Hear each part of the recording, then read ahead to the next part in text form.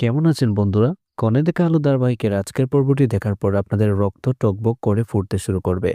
আমরা জানতাম বনলতা মেজবৌদি কতটা ভয়ঙ্কর হতে পারে, কিন্তু আজ সে যা করলো তা থেকে শয়তানও লজ্জা পাবে। অনুভবের জীবন থেকে লাজুকে চিরতরে মুছে ফেলতে আজ বনলতা এমন এক জঘন্য ষড়যন্ত্রে জার বুনল, যা থেকে গোটা চ্যাটার্জি পরিবার স্তম্ভিত। একদিকে নিরপরাধ লাজুর চোখের জল, অন্যদিকে বনলতার সাজানো মিথ্যে কলঙ্ক। অনুভব কি আজ তার লাজুকে বিশ্বাস করবে, নাকি বনলতার ফাঁদে পা দিয়ে লাজুকে বাড়ি থেকে বের করে দিবে?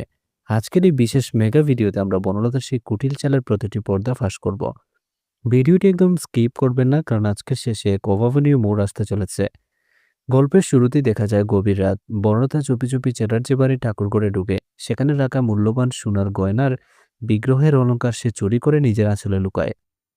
এরপর সে সেই গয়নাগুলো নিয়ে গিয়ে লাজুর ঘরের আলমারিতে লুকিয়ে রাখে। বড়তা মনে হাসছে আর ভাবছে, লাজু, তুই ভেবেছিস অনুভবের মনে জায়গা করে নিয়ে এই বাড়ির মালকিন হবি। আজ তোকে চোর সাজিয়ে এই বাড়ি থেকে এমনভাবে তাড়াবো যে তুই মুখ দেখানোর জায়গা পাবি না। অনুভবের চোখে তুই আজ এক ঘৃণ্য অপরাধী হয়ে যাবি।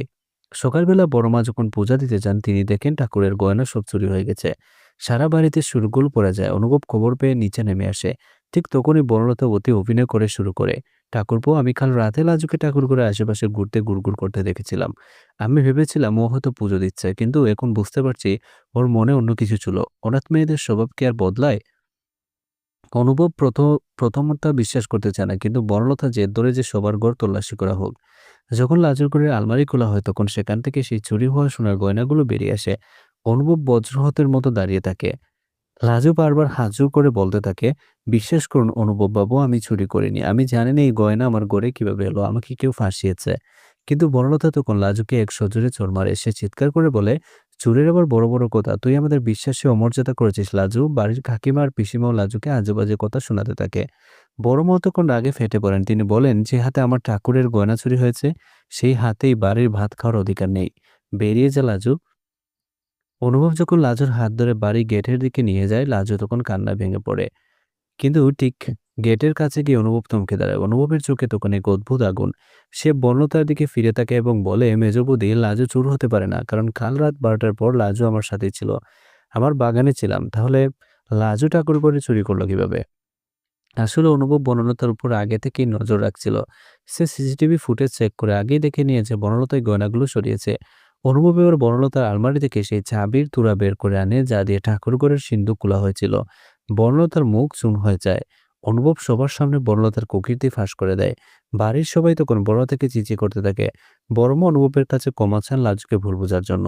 লাজু আজ আবারও প্রমাণ করলো যে সততার জয় সবসময় হয়। অনুভব লাজুর হাত শক্ত করে ধরে বলে, আজ থেকে লাজুর দিকে কেউ আঙ্গুল তোলার আগে যেন মনে রাখে যে আমি ওর পাশে আছি। বড়লতা মাথা নিচু করে নিজের ঘরে চলে যায়, কিন্তু তার চোখে তখন প্রতিশোধের আগুন। তো বন্ধুরা, লাজু তো আজ বেঁচে গেল, কিন্তু বড়লতাকে অত সহজে হার মানবে? সে তো এখনো আরো ভয়ঙ্কর হয়ে উঠেছে। সে এবার লাজুকে মারার জন্য এক নতুন মরণ ফাঁদ বেঁধেছে। বড়লতা কি পারবে লাজুকে অনুভবের জীবন থেকে সরিয়ে দিতে, নাকি লাজু এবার বড়লতাকে এক চরম শিক্ষা দিবে? আগামী পর্বে দেখা যাবে বনলতা লাজুর খাবারে এমন এক ওষুধ মিশিয়ে দিবে, যা খেলে লাজু তার স্মৃতিশক্তি হারিয়ে ফেলবে। কি হবে লাজুর পরিণতি? জানতে হলে আমাদের চ্যানেলের সাথে থাকুন।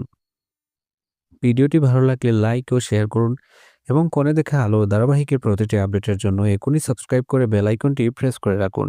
ন্যায়ের জয় হবেই। ধন্যবাদ। আর হ্যাঁ, অবশ্যই আমাদের প্রতিটা ভিডিও লাইক করতে ভুলবেন না।